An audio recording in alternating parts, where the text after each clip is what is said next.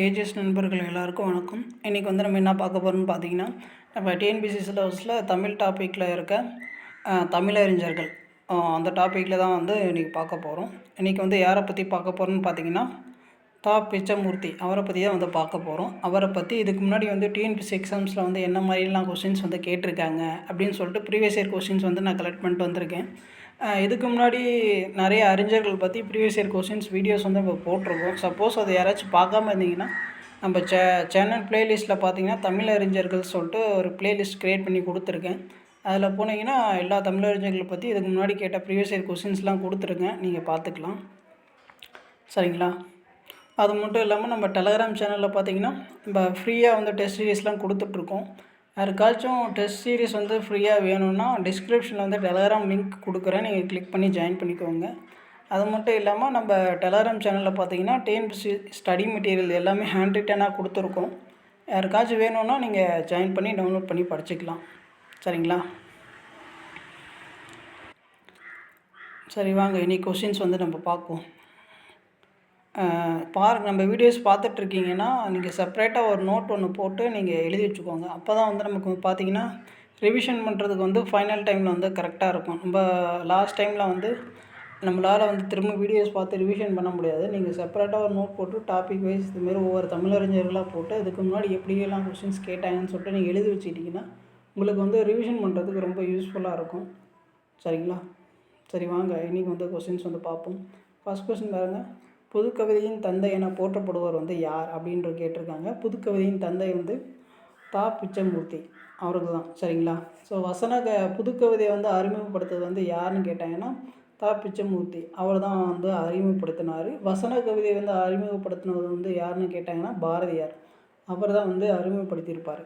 Photo வந்து confuse பண்ணிக்காதீங்க. வசன கவிதையை அறிமுகப்படுத்தினது வந்து பாரதியார். புதுக்கவிதையை வந்து அறிமுகப்படுத்தினது வந்து பிச்சமூர்த்தி. சரிங்களா? இந்த பிச்சமூர்த்தியை புகழ்ந்து வந்து வள்ளிக்கண்ணன் வந்து ஒரு புத்தகம் ஒன்று எழுதியிருப்பார், சிறுகதையின் தோற்றமும் வளர்ச்சியும் அப்படின்னு சொல்லிட்டு. அந்த புத்தகத்தில் பார்த்தீங்கன்னா இந்த பிச்சமூர்த்தியை பற்றி அவருடைய புதுக்கவிதை பற்றி வந்து புகழ்ந்து வந்து இவர் வள்ளிக்கண்ணன் வந்து அந்த கட்டுரையை வந்து எழுதியிருப்பார்.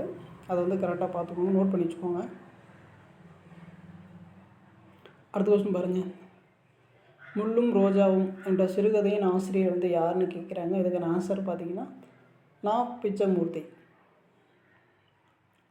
கரெக்டாக பாருங்கள். முள்ளும் ரோஜாவும் என்ற சிறுகதையின் ஆசிரியர் வந்து பிச்சமூர்த்தி. அடுத்த கொஸ்டின் பாருங்கள். ரேவதி என்ற புனைப்பெயரில் படைப்புகளை எழுதியவர் வந்து யாருன்னு கேட்டிருக்காங்க. இதுக்கான ஆன்சர் பார்த்தீங்கன்னா பிச்சமூர்த்தி. இப்போ தான் சொன்னேன், வள்ளிக்கண்ணன் பற்றி சொன்னேன். பிச்சமூர்த்தியோட புதுக்கவிதையை புகழ்ந்து வந்து பாடியவர் வந்து யாருன்னு கேட்டாங்கன்னா வள்ளிக்கண்ணன். புதுக்கவிதையின் தோற்றமும் வளர்ச்சியும் அந்த படைப்பில் தான் வந்து பிச்சமூர்த்தியை புகழ்ந்து வந்து சொல்லியிருப்பார். பிச்சமூர்த்தி வந்து எந்த புனைப்பெயரில் வந்து படைப்புகள் வந்து தந்தார்னு கேட்டாங்கன்னா ரேவதி. அடுத்தது பாருங்கள். இந்த சைடு வந்து கவிதை வரிகள் கொடுத்துருக்காங்க, அந்த சைடு வந்து ஆசிரியர் கொடுத்துருக்காங்க. அதை வந்து கரெக்டாக மேட்ச் பண்ண சொல்லியிருக்காங்க. பாருங்கள், ஃபஸ்ட்டு பாருங்கள். வாழ்க்கையும் காவேரி அதிலெங்கும் கிளிக்கூண்டு, இது வந்து யார் சொன்னது பார்த்தா பிச்சமூர்த்தி. இந்த கவிதை வரிகள்லாம் கரெக்டாக பார்த்துக்கோங்க. இந்த கவிதை வரியை மட்டும் கொடுத்துட்டு அதை வந்து யார் சொன்னால் அதை மாதிரி கூட கேட்கலாம். இதில் பார்த்தீங்கன்னா மேட்ச் பண்ண சொல்லியிருக்காங்க, அதை தனியாக கூட கேட்கலாம். அதனால் வந்து கரெக்டாக நோட் பண்ணி வச்சுக்கோங்க. அடுத்தது பாருங்கள். சீக்கிரம் செல்லுக நேர்வழியில், அதை செத்தைகள் கூடியே தூர்க்கும் முன்னே அப்படி சொன்னது வந்து யாருன்னு பார்த்தீங்கன்னா சாலை இளைஞரின். அவராக வந்து சொல்லியிருக்காரு. அடுத்தது, கன்று குரல் கேட்ட பசு போல மாற்றார் கதறுவதை கேட்டவுடன் அன்பு செய்தால், இதை வந்து யார் சொன்னதுன்னு பார்த்தா ஆலந்தூர் மோகனரங்கன். அவரும் வந்து சொல்லியிருக்காரு. அடுத்து வந்து, யாருடைய வெளிச்சத்திற்காகவே இவர்களே தீக்குச்சிகளாகி விட்டார்களே, இதுக்கான ஆன்சர் பார்த்திங்கன்னா அப்துல் ரகுமான். இதுக்கான ஆன்சர் வந்து 2143. கரெக்டாக பார்த்துக்கோங்க. அந்த கவிதை வரிகள் வந்து எந்தெந்த ஆசிரியர் சொன்னார் அப்படின்ட்டு கொடுத்துருக்காங்க, அதை கரெக்டாக மேட்ச் பண்ணி பார்த்துக்கோங்க.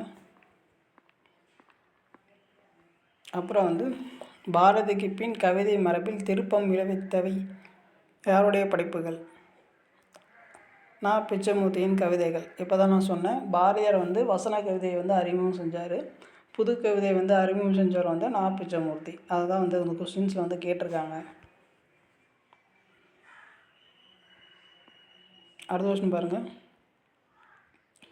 வழக்கறிஞராகவும் இந்து சமய அறநிலை பாதுகாப்புத்துறை அலுவலராகவும் பணியாற்றிய கவிஞர் வந்து யாருன்னு கேட்டிருக்காங்க. இதுக்கான ஆன்சர் பார்த்திங்கன்னா நான் பிச்சைமூர்த்தி.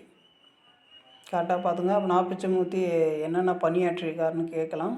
வழக்கறிஞர், அப்புறம் இந்து சமய அறநிலை பாதுகாப்புத்துறை அலுவலராகவும் பணியாற்றியிருக்காரு. அடுத்தது வேங்கட மகாலிங்கம் என்ற இயற்பெயர் கொண்ட கவிஞர் யார்?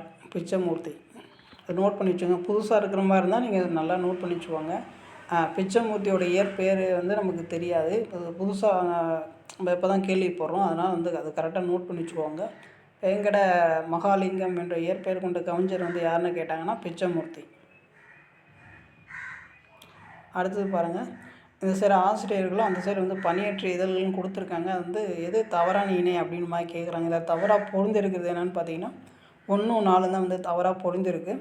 நான் பிச்சைமூர்த்தி பார்த்திங்கன்னா அன்னமிடு தூது அப்படின்னு கொடுத்துருக்காங்க. அது வராது. நான் பிச்சைமூர்த்தி பணியாற்றிய இதழ் வந்து என்னென்னு பார்த்தீங்கன்னா நவ இந்திய அனுமான். அப்படியே பாருங்கள். ராஜேந்திரன் அவர் பணியாற்றிய இதழ் என்னென்னு பார்த்தீங்கன்னா அன்னமிடு தூது. அதை அப்படியே மாற்றி கொடுத்துருக்காங்க. அதில் 1, 4 தான் வந்து தவறாக மேட்ச் ஆகிருக்கு. கரெக்டாக மேட்ச் ஆகிடுது பாருங்கள். பாரதியார், இந்தியா விஜயம், இது வந்து பாரதியோடைய இதழ்கள் தான். அடுத்தது பெருஞ்சித்திரனார், அவருடைய இதழ்கள் பாருங்கள். தென்மொழி, தமிழ்ச்சிட்டு, அப்புறம் தமிழீழம், இது 3மே வந்து பெருஞ்சித்திரனாருடைய இதழ்கள். இதுக்கான ஆன்சர் வந்து 1, 4 தவறாக மேட்ச் ஆகிருக்கு. அடுத்த கொஸ்டின் பாருங்கள். இப்போ தான் நம்ம பார்த்தோம். பிகி, ரேவதி ஆகிய புனைப்பெயர்களில் படைப்புகளை எழுதியவர் வந்து யாருன்னு கேட்டிருக்காங்க. நான் பிச்சைமூர்த்தி. கரெக்டாக பார்த்துக்கோங்க. அவர் எந்த புனைப்பெயரில் வந்து படைப்புகள் எழுதியிருக்காருன்னு. இதுக்கு முன்னாடி கொஸ்டின்ஸில் வந்து ரேவதி என்ற புனைப்பெயரில் படைப்புகளை எழுதியவர் யாருன்ற மாதிரி கேட்டிருந்தாங்க. இப்போ வந்து 2 புனைப்பெயருமே கொடுத்துட்டு சொல்லியிருக்காங்க. கரெக்டாக நோட் பண்ணி வச்சுக்கோங்க எந்தெந்த புனைப்பெயர்னு. பிகி, ரேவதி. அடுத்தது பாருங்கள். உயிரின் முயற்சியே வாழ்வின் மலர்ச்சி என்று கூறியவர் வந்து யாருன்னு கேட்டிருக்காங்க. நான் பிச்சைமூர்த்தி. கரெக்டாக பார்த்துக்கோங்க. உயிரின் முயற்சியே வாழ்வின் மலர்ச்சி என்று கூறியவர் வந்து நான் பிச்சைமூர்த்தி.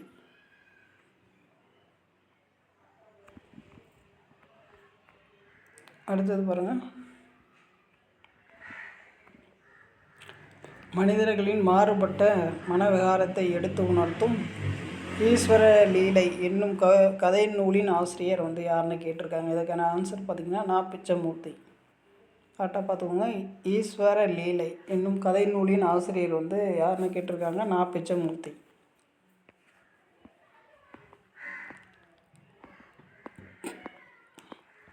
அடுத்தது பாருங்கள்.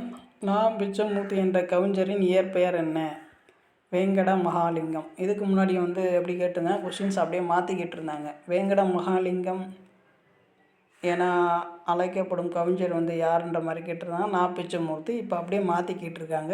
கரெக்டாக அதை நோட் பண்ணிக்கோங்க. நான் பிச்சைமூர்த்தியோட இயற்பெயர் என்னன்னு கேட்டாங்கன்னா வேங்கட மகாலிங்கம். அவர் வந்து நான் பிச்சைமூர்த்தி வந்து புது கவிதையின் தந்தை என சிறப்பிக்கப்படுகிறார். கரெக்டாக பார்த்துக்கோங்க. அடுத்தது பாருங்கள். இந்த சைடு வந்து கருத்து கொடுத்துருக்கேன். அந்த சைடு வந்து ஆசிரியர் கொடுத்துருக்காங்க. அது கரெக்டாக மேட்ச் பண்ண சொல்லியிருக்காங்க. ஃபஸ்ட்டு இது பாருங்கள். புதுக்கவிதையின் மறுபிறப்பிற்கு வித்திட்டவர் வந்து யாருன்னு கேட்டிருக்காங்க. இதுக்கான ஆன்சர் பார்த்திங்கன்னா ஆனா பிச்சைமூர்த்தி. கரெக்டாக மேட்ச் பண்ணுங்கள். புதுக்கவிதையின் மறுபிறப்புக்கு வித்திட்டவர் வந்து ஆனா பிச்சைமூர்த்தி. அடுத்து வந்து புதுக்கவிதை வந்து செழுமையுற காரணமாக இருந்தவர் வந்து யாருன்னு கேட்டிருக்காங்க. சு செல்லப்பா. கரெக்டாக பார்த்துக்கோங்க. இந்த இதெல்லாம் கன்ஃபியூஸ் பண்ணி விட்ரும். தனியாக கேட்டாங்கன்னா நமக்கு வந்து மேட்ச் பண்ண முடியாது. கரெக்டாக வந்து இதான் ஆன்சர்னு சொல்லிட்டு நம்மளால சூஸ் பண்ண முடியாது. ஆனால் கரெக்டாக மேட்ச் பண்ணி பார்த்துக்கோங்க. எல்லாமே புதுக்கவிதை பற்றி தான் கொடுத்துருக்காங்க. புதுக்கவிதைக்கு வந்து யார் யார் என்னென்ன பணி செஞ்சுருக்காங்க அதை மாதிரி கொடுத்துருக்காங்க. அடுத்தது பாருங்கள். புதுக்கவிதை வரலாற்றில் ஒரு துருவ நட்சத்திரம் என அழைக்கப்படுறாங்க. யாரும் கேட்டிருக்காங்க. சுந்தர ராமசாமி. புதுக்கவிதை வரலாற்றில் ஒரு துருவ நட்சத்திரம் அப்படின்னு சொல்லிட்டு வந்து யாருன்னு பார்த்தாங்கன்னா சுந்தர ராமசாமி. அடுத்தது யாப்பறிந்து யாப்படைத்த பொது கவிஞர் வந்து யாருன்னு கேட்டிருக்காங்க. மணி. இதுக்கான ஆன்சர் பார்த்திங்கன்னா 3, 4, 1, 2. கரெக்டாக பார்த்துக்கோங்க. கன்ஃபியூஸ் பண்ணி விட்ருவோம். அடுத்தது பாருங்கள், புதுக்கவிதையின் தந்தை நா. பிச்சமூர்த்தியின் முதல் புதுக்கவிதை வந்து என்னன்னு கேட்டிருக்காங்க. காதல். இது யாரும் மறக்க மாட்டீங்க, கரெக்டாக பார்த்துக்கோங்க. ஸோ புதுக்கவிதையின் தந்தை நா. பிச்சமூர்த்தியின் முதல் புதுக்கவிதை வந்து என்னன்னு கேட்டாங்கன்னா காதல். அடுத்தது பொறுத்த சொல்லியிருக்காங்க. இந்த சைடு வந்து படைப்புகள் மாதிரி கொடுத்துருக்காங்க, அந்த சைடு வந்து ஆசிரியர் கொடுத்துருக்காங்க. அதை வந்து கரெக்டாக மேட்ச் பண்ண சொல்லியிருக்காங்க. கரெக்டாக மேட்ச் பண்ண பாருங்கள். நட்சத்திர குழந்தைகள் அது வந்து யாருடைய படிப்புன்னு பார்த்தோம்னா PS ராமையா அவருடைய படிப்பு. அடுத்து வந்து கணையாளியின் கனவு அது வந்து யாருடைய படிப்புன்னு பார்த்தா கல்கியோட படிப்பு. அடுத்து வந்து பிரபந்த கானம் அது வந்து யாருடைய படிப்புன்னு பார்த்தான்னா மௌனி அவருடைய படிப்பு. அடுத்து வந்து கொலுபொம்மை அது வந்து யாருடைய படிப்புன்னு பார்த்தாங்கன்னா நா. பிச்சமூர்த்தி. கரெக்டாக பார்த்துக்கோங்க. இதுக்கான ஆன்சர் வந்து 2143. அடுத்தது பாருங்கள், பொருந்திய இணையை தேர்ந்தெடு. கரெக்டாக வந்து எது மேட்ச் ஆகிருக்கு அப்படின்ற மாதிரி கேட்டிருக்காங்க. இதில் வந்து சரியாக மேட்ச் ஆகுது என்னென்னு பார்த்தீங்கன்னா பொங்கல் வழிபாடு அது வந்து நா. பிச்சமூர்த்தி.